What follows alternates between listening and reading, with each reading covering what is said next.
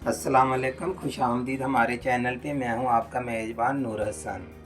आज जो मैं आपके लिए रेसिपी लेके आया वो है बहुत मज़ेदार माश और चने की दाल। ये बहुत बेहतरीन बनती हैं। चले जी, अब आपका टाइम ज़ाया किए बगैर हम बनाना शुरू करते हैं। आधा किलो है मेरे पास चने की दाल। कम से कम 4 घंटे मैंने इसको भिगो के रखा है। ये देखें, इस तरीके से ये फूल गई है। माश की दाल है मेरे पास आधा किलो। इसको भी मैंने कम से कम 4 घंटे हो गए भिगो के रखे हुए। जब आप 4 घंटे दाल को भिगो के रख देंगे, इस तरीके से दाल का छिलका बहुत आसानी से निकल जाएगा। ये दाल की है फूल। ये माश की दाल आपने छिलके वाली लेनी है। दोनों हाथों से इस तरीके से आप मलेंगे तो इनका छिलका उतर जाएगा। इस तरीके से ये देखें कितनी सफ़ेद हो रही है।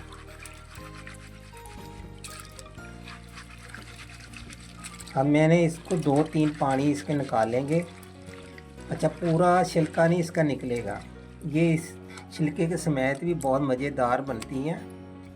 तो चले मैं इसको अच्छे तरीके से 1-2 पानी निकाल देता हूँ। इसका छिलका जो है ना, आपने एक साइड पे हो जाएगा। चले जी, अब हम बनाना शुरू करते हैं। बिस्मिल्लाहिर्रहमानिर्रहीम। मैं ले रहा हूँ 4 टेबलस्पून घी। 4 टेबलस्पून आपने घी के इस्तेमाल करने हैं। अब मैं शामिल कर रहा हूँ इसके अंदर 1 प्याज। तो दाल के लिए दाल में प्याज हमेशा कम डालते हैं। ये देखें, 2 टेबलस्पून में इसके अंदर अदरक शामिल कर रहा हूँ। ये जो माश और चने की दाल में अदरक थोड़ा ज़्यादा जाता है, आपने चॉप करके डालना।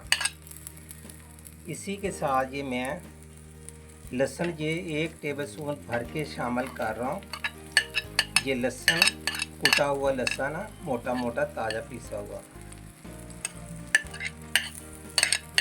1 टेबलस्पून भर के आपने साथ ही जीरा डाल देना, साबुत जीरा। इसको करेंगे हम 4-5 मिनट फ्राई। आपने इसको ज़्यादा ब्राउन नहीं करना। ये जो माश की दाल और चने की दाल आज मैं आपको बनाना बता रहा हूँ ना, तो बहुत मज़ेदार बननी है। तो इसी तरीके से आपने पूरी मेरी रेसिपी देखनी है। ये बहुत मज़ेदार दाल बनेगी। ये दाल मैंने ये किसी गांव में खाई थी, जो मुझे बहुत पसंद आई, बहुत अच्छी लगी मुझे। वही रेसिपी मैंने उन लोगों से पूछी है, वही रेसिपी आपको मैं सिखा रहा हूँ, बता रहा हूँ। ये देखिए, मैंने 5 मिनट इसको बहुत अच्छे तरीके से 5-6 मिनट इसको फ्राई किया हुआ। आपने इसको जलाना नहीं है, वरना जले हुए प्याज की और मसाले की बू आएगी। स्मेल बहुत ख़तरनाक सी आएगी। इसमें से अभी बहुत अच्छी खुशबू आ रही है, अदरक और लहसुन और प्याज जो मैंने जीरा डाला था। अब मैं शामिल करूँगा टमाटर इसके अंदर। 2 टमाटर आपने काट लेने हैं इस तरीके से। साथ ही मैं 3-4 मिर्चें शामिल कर रहा हूँ सब्ज़ वाली। टमाटर इस तरीके से आप इसके अंदर डाल के फ्राई करेंगे तो टमाटर बहुत अच्छी तरीके से गल जाएंगे। हमें थोड़ी देर टमाटरों को भूनेगा कि टमाटरों का पानी ख़त्म होना चाहिए।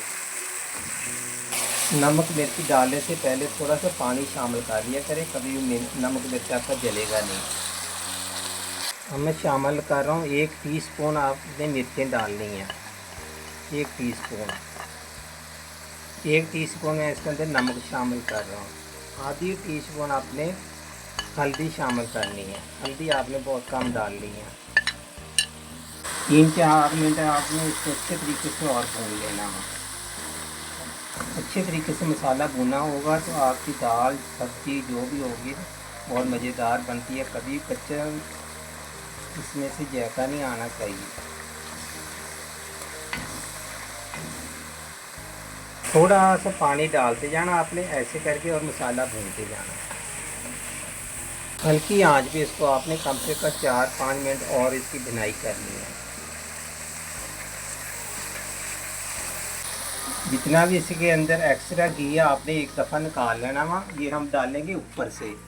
तो जब हमने दालें डाल ली है तो पूरे के पूरा घी ये खूबसूरती के लिए हमने ऊपर से डालना वहाँ।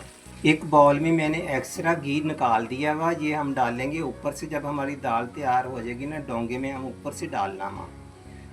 अब मैं शामिल कर रहा हूँ चने की दाल आधा किलो, जो कम से कम मैंने 4 घंटे भिगो के रखी थी। अच्छे तरीके से साफ़ कर लें आप। ये देखें माश की दाल, ये छिलके वाली ली थी, जिसको भी मैंने 4 घंटे भिगो के रखा। इसको हाथों की मदद से अच्छी तरह मलाया। मलने के बाद जो छिलका था, थोड़ा छिलका हमने निकाल लिया, थोड़ा छिलके समेत आपने ये पकानी है, बहुत मज़ेदार बनती है। इसको पकाना आपने आधा घंटा पूरा। अब मैं शामिल कर रहा हूँ इसके अंदर पानी, तकरीबन 1 लीटर पानी आपने शामिल कर देना माँ, क्योंकि चने की दाल और माश की दाल को मैंने भिगो के रखा हुआ था, बहुत अच्छे तरीके से ये गली हुई है, फूल गई है, इसलिए हमने इसको आधा घंटा पकाना हुआ। अब आधे घंटे के लिए अब हम इसको ढकना लगाते हैं। ढकना लगा के आपने पूरा आधा घंटा पकाना हुआ।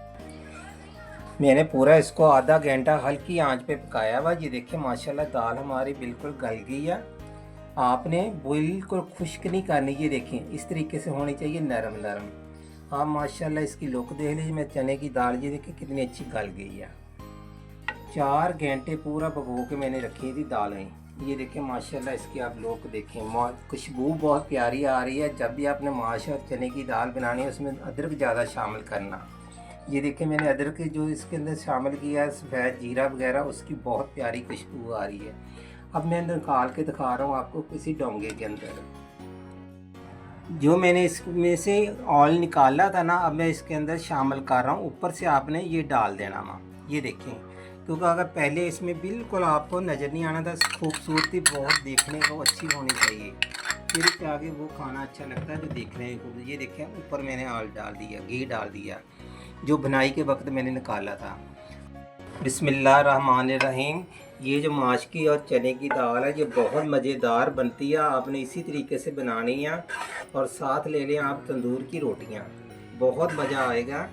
ये मैंने बताया ना, ये ख़ास तौर पे गांव की रेसिपी है। मैंने अभी अभी किसी के घर गया था, खाई और खाने के बाद मुझे इतनी अच्छी लगी मेरे और मेरे घर वालों को, इसलिए ये मैंने आपके लिए भी बनाई है।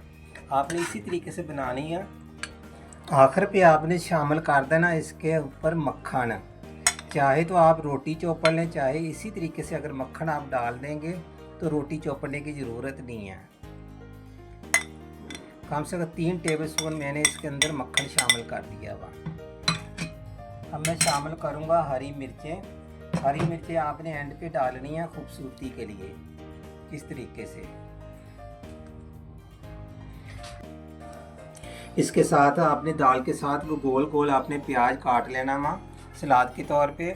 और ये मैंने मिक्स अचार जो बनाया घर पे, मिक्स सब्जियों का, बहुत मज़ेदार है। साथ आपने अचार इस्तेमाल करना माँ, मज़ेदार सी दाल के साथ। आज की जो मेरी रेसिपी थी ये थी चने और माश की दाल, जो बनके तैयार हो गई, बहुत मज़ेदार है। आपने इसी तरीके से बनानी है और मुझे कमेंट करके बताना कि आपकी दाल कैसी बनी है।